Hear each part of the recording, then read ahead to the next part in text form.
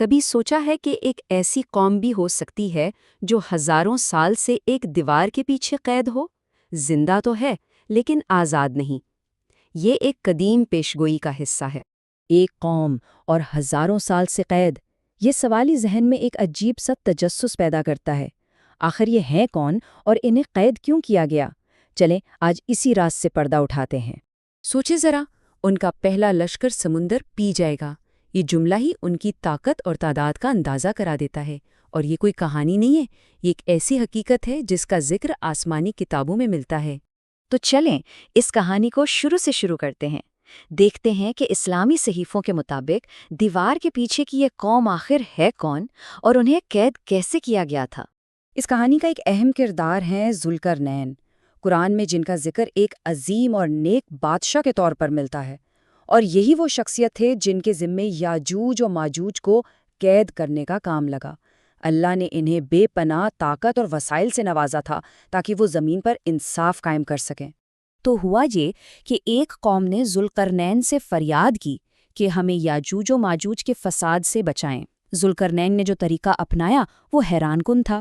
انہوں نے 2 پہاڑوں کے بیچ لوہے کی چادریں رکھوائیں اور پھر ان پر پگھلا ہوا تانبا ڈلوا دیا۔ اب جانتے ہیں آج کی سائنس بھی یہ مانتی ہے کہ لوہے اور تانبے کا یہ مکسچر ایک انتہائی مضبوط الائے بناتا ہے جسے توڑنا تقریباً ناممکن ہے۔ تو یہ کوئی عام دیوار نہیں تھی، یہ اللہ کی قدرت سے بنی ایک ناقابل تسخیر رکاوٹ تھی۔ اچھا، دیوار تو بن گئی، لیکن سوال یہ ہے کہ جنہیں قید کیا گیا وہ آخر کتنے طاقتور اور کتنی تعداد میں ہیں؟ آئیے ذرا اس پہلو کو دیکھتے ہیں۔ ایک حدیث کے مطابق باقی ساری انسانیت کے ہر ایک فرد کے مقابلے میں یاجوج و ماجوج کے 999 لوگ ہوں گے۔ ذرا اس نسبت کا تصور کریں، یہ ہمارے سوچنے کی حد سے بھی کہیں زیادہ ہے۔ یہ چارٹ اس بات کو اور بھی واضح کر دیتا ہے۔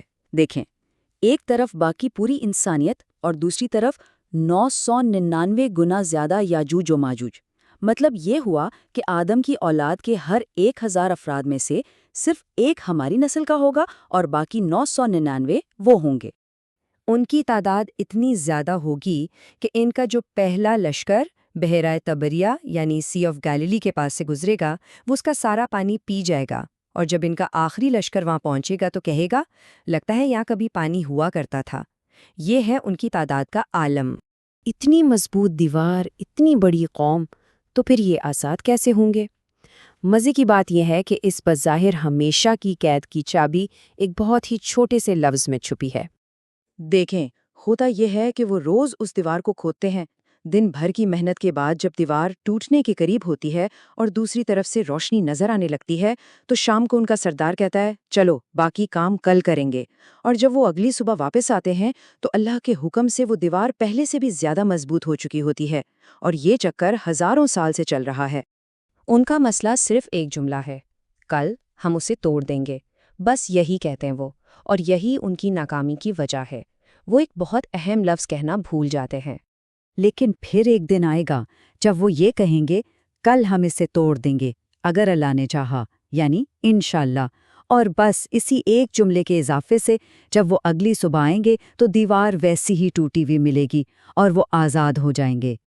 اور جس دن وہ دیوار ٹوٹے گی، وہ دن زمین پر انسانی تاریخ کی شاید سب سے بڑی آزمائش کا آغاز ہوگا۔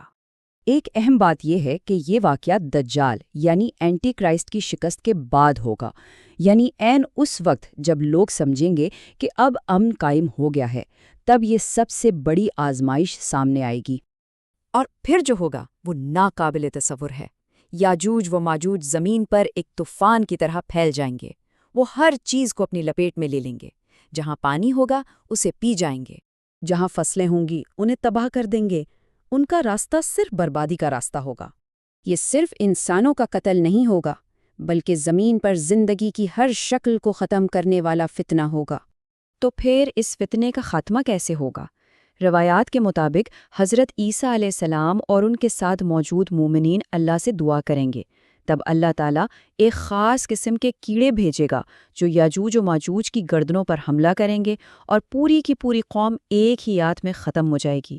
اس کے بعد دیویکل پرندے آ کے ان کی لاشوں کو صاف کریں گے اور پھر ایک زبردست بارش ہوگی جو پوری زمین کو دھو کر شیشے کی طرح صاف کر دے گی۔ اچھا، یہاں ایک اور بہت دلچسپ بات ہے۔ پیش گوئیوں میں اس سارے واقعے سے پہلے بھی ایک بہت بڑی تباہ کن جنگ کا ذکر ملتا ہے، اور اس جنگ کی ہولناکی کا اندازہ اس بات سے لگایا جا سکتا ہے کہ اس میں لڑنے والے ہر 100 میں سے 99 لوگ مارے جائیں گے۔ اسلامی روایات میں اس جنگ کو الملحمۃ الکبریٰ یعنی عظیم قتل عام کہا گیا ہے، جبکہ دوسری کتابوں میں اسے آرماگیڈن کا نام دیا جاتا ہے۔